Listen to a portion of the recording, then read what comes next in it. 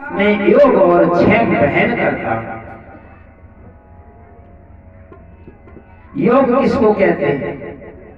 योग कहते हैं जो अप्राप्य वस्तु है उसको प्राप्त करा देना, और क्षेम कहते हैं जो वस्तु आपको प्राप्त कराई गई है उसकी रक्षा करना। तो भगवान अपने भक्तों को दोनों वचन देते हैं कि मैं आपको जो वस्तु प्राप्त नहीं है उस वस्तु को मैं तुम्हें दूंगा, और जो वस्तु तुम्हारे पास है उसकी रक्षा भी मैं करूंगा। यही वचन बीमा कंपनियों ने पकड़ लिया। LIC के बोर्डों पर आप लिखा हुआ देखते हैं योगक्षेमम वहाम्यहम्। लेकिन कंपनियां योग तो करा सकती हैं, किसी कारण से कोई दुर्घटना हो गई, आपका जितने का बीमा है उतना पैसा कंपनी दे दे। मान लो 1 करोड़ का बीमा है, आपको 1 करोड़ रुपया मिल गया, योग तो करा देंगे, लेकिन उसके पश्चात जहां आपको 1 करोड़ रुपया मिला, अब चाहे आपका चोरी हो जाए, चाहे खो जाए, चाहे डकैती पड़ जाए, फिर कंपनी वालों का कोई अधिकार नहीं कि उसकी रक्षा भी आपको करके दे। लेकिन भगवान कहते हैं मैं अपने भक्त का योगक्षेम पहन करता हूँ, मैं जो उसके पास चीज नहीं है उस चीज को देता हूँ, और जो मैंने उसको चीज ली है उसकी रक्षा भी मैं करता हूँ। ये दोनों गारंटी भगवान दे रहे हैं। एक बार एक भिक्षुक आया सुशीला के दरवाजे पर, बाहर से आवाज लगाई भिक्षाम देहि। सुशीला ने अंदर से आवाज दी महाराज मैं कुछ नहीं दे पाऊंगी, मेरे घर में सूतक है। ब्राह्मण ने पूछा भिक्षा वाले ने क्या नाम है बेटे का? बेटा पैदा हुआ है? सुशीला ने कहा दारिद्र देव पैदा हुआ है। महात्मा जी को कुछ खटपटा सा लगा। महात्मा जी ने कहा समझ गया देवी, आपके यहाँ गरीबी है। देवी मैंने तो सुना है ये घर सुदामा जी का है, और सुदामा जी के मित्र द्वारिकानाथ भगवान कृष्ण हैं, और मित्र नहीं बड़े ही घनिष्ठ हैं, और मैं उन्हें तब से जानता हूं जब वो संदीपन ऋषि के आश्रम में दोनों एक साथ साथ पढ़ते थे। देवी मैं तुमसे कहता हूं यदि तुम्हारे स्वामी एक बार द्वारिकाधीश के दरवाजे पर पहुंच गए तो तुम्हें इतना धन प्राप्त होगा, इतना धन प्राप्त होगा कि 7 जन्मों की गरीबी भी तुम्हारी दूर हो जाए। आप एक बार अपने पतिदेव को द्वारिकाधीश के पास भेजिए। दास्यति द्रविड़म भूरि सीदते कुटुंबिना। 7 जन्मों का दरिद्रता तुम्हारी दूर हो जाए।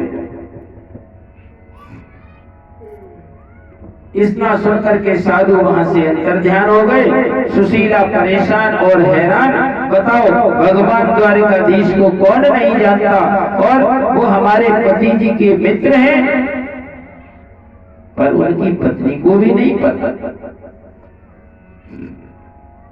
तो कितना निष्प्रिय स्वभाव है सुदामा जी का। आपके कोई बहुत बड़े मित्र हो और निकटतम हो, ऐसा हो ही नहीं सकता कि आप अपने घर में न बताएं। अवश्य बताएंगे। यदि भीड़ भाड़ में भी किसी मंत्री जी के साथ या बड़े आदमी के साथ फोटो खिंच जाए तो दिखाने के बाद दूसरे को हम यही यही विश्वास दिलाना का प्रयत्न करते हैं कि इनसे हमारी बहुत बढ़िया जान पहचान। भले भीड़ में किसी को फोटो, लेकिन हम ऐसा दिखाना चाहते हैं कि इस आदमी से मेरी बहुत अच्छी जान पहचान है, और लोग कुछ तो इसी चक्कर में फोटो खिंचवाते हैं। बड़े लोगों से जान पहचान करने में कोई बुराई नहीं है, बहुत अच्छी बात है, जान पहचान होनी चाहिए। बड़े लोगों से कौन नहीं जुड़ना चाहता, पर सुदामा जी की निष्क्रियता देखिए। द्वारिकाधीश, द्वारिका के राजा सुदामा जी के मित्र हैं और उनकी पत्नी तक को भी पता नहीं कि मेरे पति के मित्र सुदामा जी। एक दिन पूछ लिया सुशीला ने, ननु ब्रह्मण भगवता सखा साक्षात् श्रियः पति ब्रह्मण्यश्च शरण्यश्च भगवान सात्विकर्षव।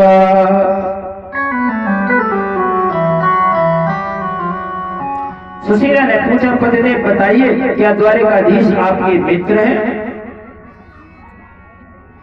सुदामा जी एकदम चौंके, बोले देवी तुझे किसने बताया? सुशीला ने कहा पहले ये बताओ तो ये बात सच है क्या? सुदामा जी बोले हाँ देवी बात तो बिल्कुल सच है। धन्य हो महाराज, हमारे साथ तुम्हारा विवाह हुआ, द्वारिकाधीश तुम्हारे मित्र हैं और तुम्हारी पत्नी को आज तक पता नहीं। सुदामा जी ने कहा देवी कोई प्रसंग ऐसा चला नहीं, यदि कोई प्रसंग चलता तो मैं अवश्य बताता कि द्वारिकाधीश हमारे मित्र।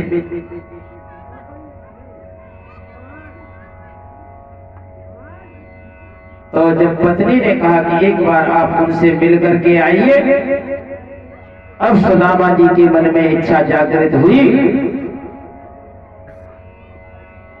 कि अब मैं द्वारिकाधीश से मिलकर के आऊंगा। अयम ही परमो लाभ उत्तम श्लोक दर्शन।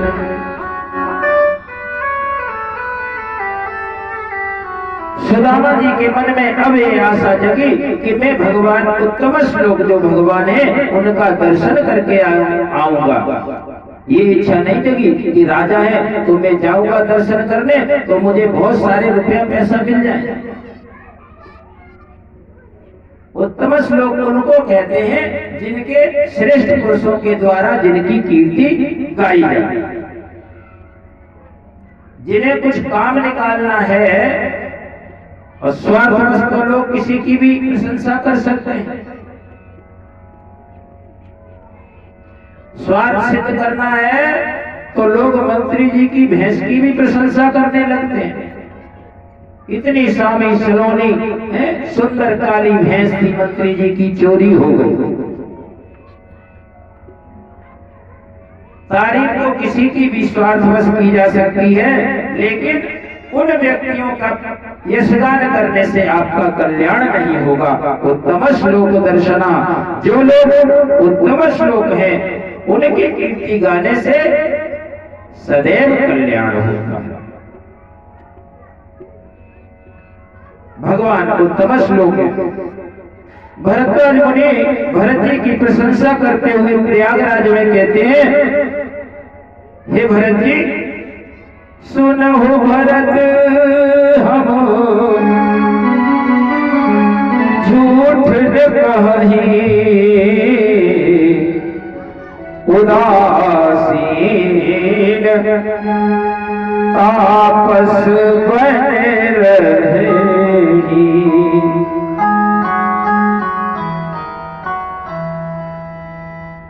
भरत जी से कहते हैं कि हे भरत जी महाराज, हम उदासीन ऋषि हैं, हम ऐसी किसी की झूठी प्रशंसा नहीं करते, हम आपसे सत्य कह रहे हैं। तो जो उदासीन व्यक्ति है संसार के प्रति, वो जब तुम्हारी प्रशंसा करे, जो तटस्थ व्यक्ति है तब तुम प्रशंसनीय हो, जिनको कुछ भी लेना देना नहीं। इसलिए सुदामा जी सोच रहे हैं कि उत्तम श्लोक दर्शन में उत्तम श्लोक भगवान का दर्शन करके आऊं। क्योंकि कृष्ण की कीर्ति आज चारों तरफ गाई जा रही है। उनका दर्शन करूंगा, मेरा ये बड़ा सौभाग्य होगा। ऐसा भाव बिल्कुल नहीं है कि मेरा मित्र है, राजा है, और मैं जाऊंगा तो मुझको कुछ लोट पानी मिल जाए। अच्छा ब्राह्मणी, तू कहती है तो मैं भगवान के दर्शन के लिए चला जाता। सुशीला खुश हो गई, कम से कम जाने के लिए तैयार तो हो गई। फिर पूछा उनके लिए भेंट क्या लेकर के जाओ? तो सुशीला ने कहा आप चिंता मत करो, उसका इंतजाम मैं कर दूंगी। और बाहर गई पड़ोसियों के पास में, याचित्वा चतुरो मुष्टि विप्रान् प्रथुप तण्डुला